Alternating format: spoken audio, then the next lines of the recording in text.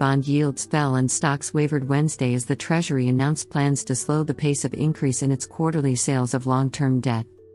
The yield on 10-year Treasuries declined 7 basis points to 4.86%. The Treasury said it will sell $112 billion of longer-term securities next week, $2 billion less than many analysts predicted. The auction spanned 3, 10 and 30-year Treasuries. The slower pace of debt issuance compared to last quarter helped push yields lower. Treasury yields are falling in response and also after the Treasury gave more color on the issuing front, where the quarterly refunding is $2 billion less than feared at $112 billion, though still up by $9 billion from the previous quarter, said Peter Buchfer, author of the Buch Report. In other economic news, payroll processor ADP said U.S. companies added 113,000 jobs in October, fewer than the 150,000 forecast. The weak hiring suggests demand for workers is starting to diminish. Stock markets remain prone to relief rallies due to oversold technicals, but the Fed's policy stance will likely determine the direction going forward. The Fed is expected to hold rates steady at its meeting Wednesday, but Chair Jerome Powell's remarks could increase volatility if they signal more aggressive tightening. Goldman Sachs economists said the recent tightening of financial conditions is equivalent to around 425 basis point rate hikes. They expect conditions to remain restrictive given higher neutral rate expectations. More companies are voicing concerns about slowing demand on earnings calls this season. Rate hikes by central banks to combat inflation are taking a toll, reducing demand, increasing financing costs, and pressuring valuations.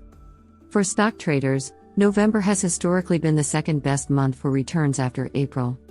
The S&P 500 has averaged a 1.8% gain in November over the past 30 years. In commodities, oil prices rebounded somewhat after falling for 2 straight days. Attention remains focused on demand outlook and risks from geopolitical tensions. In corporate news, Advanced Micro Devices said a new AI chip will generate $2 billion in 2023 sales, offsetting weaker gaming demand. Estée Lauder lowered its full-year guidance due to weakness in Asia and China. First Solar beat earnings estimates as it avoided industry slowdown. WeWork shares sank on reports it may file for bankruptcy. Apollo Global Management reported lower than expected Q3 earnings amid weak private equity deal-making. Real estate stocks plunged after a jury ruled the National Association of Realtors colluded on commissions. In currency markets, traders are increasing bearish bets against the yen. Japanese authorities threatened intervention to stem losses. The yen edged off lows after officials said action is possible. China's central bank drained cash from the financial system, signaling the spike in short-term rates Tuesday was a one-time disruption. Before proceeding with our analysis, we would like to remind you that your support is very important to us. If you enjoy this video and find our content helpful and engaging, please consider giving it a thumbs up and subscribing to our channel. This helps us grow and provide you with even more quality content. Now, let's get back to the news on the financial markets and the latest updates. Bitcoin and Ether prices edged lower Wednesday amid a mixed day on Wall Street. Bitcoin fell 0.3% to trade near $34,400, while Ether declined 0.5% to around $1,797. The CoinDesk Market Index dropped 0.5%. In market structure news, some of the world's largest trading firms are in discussions to potentially provide liquidity for BlackRock's proposed Bitcoin exchange-traded fund. Trading giants Jane Street, Virtu Financial, Jump Trading, and Hudson River Trading have held talks with BlackRock about playing a market-making role if regulators approve the Bitcoin ETF, according to a source. BlackRock, Jane Street, Virtu, and Jump declined to comment, while Hudson River did not respond to a request. The Commodity Futures Trading Commission revealed it has paid out $16 million to whistleblowers so far this year. Most of the over 1,500 tips received in 2022 involved crypto, marking an area prone to fraud, said CFTC Commissioner Christy Goldsmith Romero. The agency's whistleblower program is critical amid the rise of retail crypto adoption, Romero added.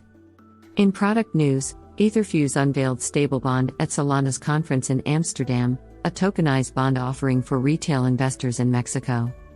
Etherfuse is targeting Mexico as it has the second largest bond market in Latin America after Brazil.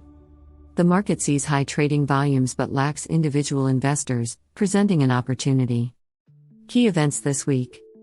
Eurozone S&P Global Eurozone Manufacturing PMI, Thursday.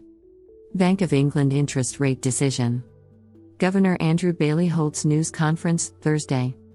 U.S. factory orders, initial jobless claims, productivity, Thursday. Apple earnings, Thursday. China Caixin Services PMI, Friday. Eurozone unemployment, Friday. U.S. unemployment, non-farm payrolls, Friday. Canada Employment Report, Friday. In conclusion, we'd like to thank you for watching Market Briefing, market analysis and financial news. If you enjoyed our insights and found the information helpful, please consider leaving a like and subscribing to our channel to stay updated with future analyses. Thank you again for your support, and we'll see you soon with more interesting news. Remember, the information in this video is purely informational and does not constitute investment advice. Always consult with a professional before making financial decisions. M.